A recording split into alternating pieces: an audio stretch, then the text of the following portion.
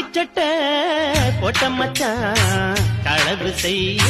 கண்ணம் வச்சான் கண்ணம் வைக்க வந்த மச்சான் கண்ணத்துல கண்ணம் வச்சான் பக்கம் வந்து பாவி மனச பத்த வச்சான் உங்க வீட்டு திண்ணையிலே அதுக்குத்தானே குத்த வச்சான்